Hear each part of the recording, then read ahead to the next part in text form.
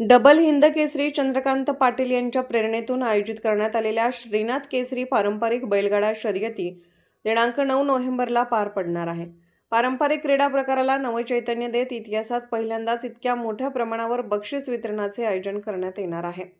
शर्यतीत विजेत्या स्पर्धकांना 2 फॉर्च्युनर, 2 थार, 7 ट्रॅक्टर आणि तब्बल 150हून अधिक मोटरसायकली असा भव्य बक्षीस संच प्रदान करण्यात येणार आहे। उपस्थितांसाठी देखील हे वितरण सोहळे आकर्षणाचा केंद्रबिंदू ठरणार आहेत।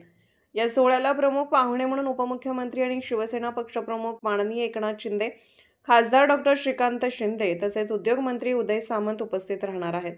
कार्यक्रमाचे प्रमुख आयोजक चंद्रकांत पाटील यांनी सांगितले की स्पर्धकांच्या परिश्रमाने आणि जनतेच्या प्रेमानेच ही शर्यत आज देशातील सर्वात मोठ्या पारंपरिक स्पर्धांपैकी एक ठरणार आहे। केपी महाराष्ट्र प्राइम न्यूजसाठी मुख्य संपादक प्रशांत आठवले, कवठे महाकाळ।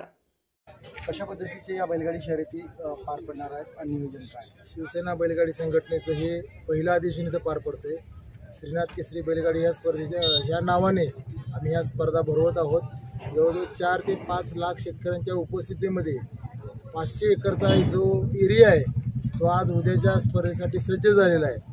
अतिशय म्हणजे आजपर्यंतच्या इतिहासामध्ये एवढ्या मोठ्या प्रमाणातल्या बैलगाडीच्या बरोबर त्यांच्या ज्याला सुविधा ज्या आपण म्हणतो म्हणजे अगदी बैलांचा पळण्याचा ट्रॅक जो असेल त्या आणि अनेक गोष्टी ज्या प्रेक्षक गॅलरी असेल, स्क्रीन असतील, या अनेक गोष्टीच्या ह्याच्यापूर्वी कधीही न झालेल्या गोष्टी आज आपण या सर्व प्रेक्षकांची आणि बैलगाडी मालकांची सोय होण्यासाठी आपण हे सर्व केलेलं आहे।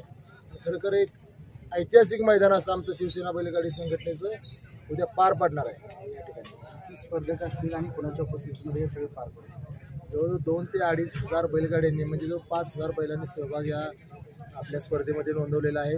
उद्या आमचे स्वतः पक्षप्रमुख एकनाथजी शिंदेसाहेब उपस्थित राहून या सर्व बैलगाडी स्पर्धांचा आनंद घेऊन ह्या सर्व पदाधिकाऱ्यांना आमच्या संघटनेच्या मार्गदर्शन करणार आहेत। त्याच पद्धतीने त्यांच्याबरोबर आपल्या राज्याचे उद्योगमंत्री उदयजी सामंत साहेब, त्याच पद्धतीने डॉक्टर खासदार श्रीकांतजी शिंदे साहेब, शंभूराजे देसाई, त्याच पद्धतीनं प्रकाश आंबेडकर आरोग्यमंत्री, असे सर्वजण आणि अनेक पक्षाचे आमदार, खासदार, पदाधिकारी या अधिवेशनाच्या निमित्ताने या ठिकाणी उपस्थित असणार आहेत।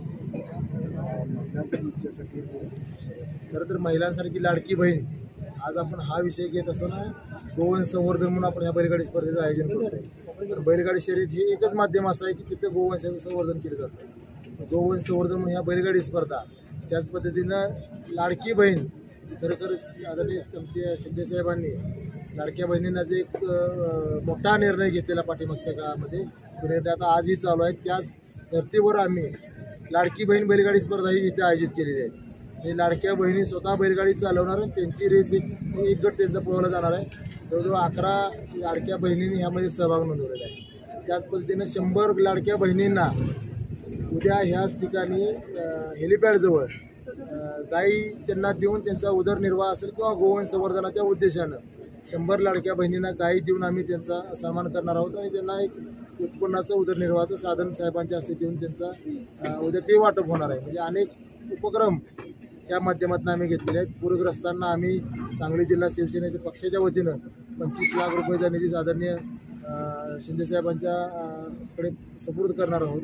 म्हणजे बैलगाडी स्पर्धा त्याच्यावर अनेक सामाजिक उपक्रम आम्ही या ठिकाणी घेत आहोत। काय बक्षीस पहिल्यांदा म्हणजे आपण जाहीर केलेलं आहे 2 फॉर्च्युनर, 2 थार, 7 ट्रॅक्टर आणि 150 टू व्हीलर। आज अनेकांना ही बक्षीस ऐकल्यानंतर खरं नवल वाटते, पण आज आपल्या क्रिकेटसारख्या खेळामध्ये एखाद्याने खेळाडूने शतक मारल्यानंतर किंवा मॅन ऑफ द मॅच झाल्यानंतर त्याला BMW किंवा मर्सिडीज सारखी कार देत असताना कुणाला नवल वाटत नाही।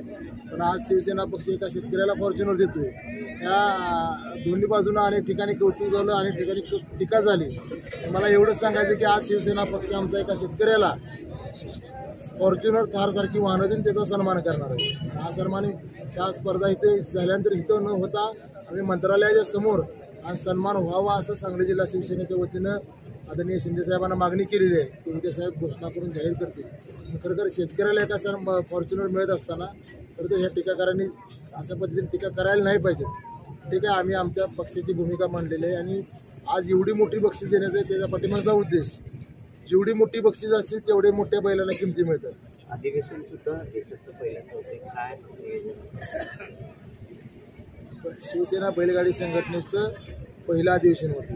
या ठिकाणी आमचे बरेच पदाधिकाऱ्यांची निवडी होती.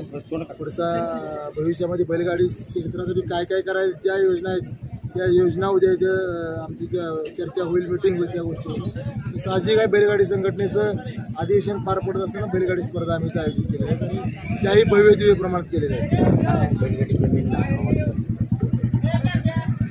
खरं तर आपल्या ह्या स्पर्धेसाठी संपूर्ण महाराष्ट्रातील मराठवाडा, विदर्भ, कोकण, पश्चिम महाराष्ट्र म्हणजे संपूर्ण महाराष्ट्रातील शेतकरी इथं उपस्थित आहेत. पण त्याचबरोबर खरं मला आज सांगायला अभिमान वाटतो की याच्यापूर्वी अशा पद्धतीच्या स्पर्धा कधीही झालेल्या नाहीत. आज आपल्या इथं पंजाब, हरियाणा, मध्य प्रदेश, तामिळनाडू, त्याचबरोबर कर्नाटक अशा संपूर्ण भारत देशामधील शेतकरी स्वतःची जनावरं घेऊन तो हे बैलं घेऊन तिथे स्पर्धेत सहभागी होण्यासाठी आले. मला वाटते मध्य प्रदेशच्या जवळजवळ 22 गाड्यांनी सहभाग घेतलेला आपल्या स्पर्धेमध्ये.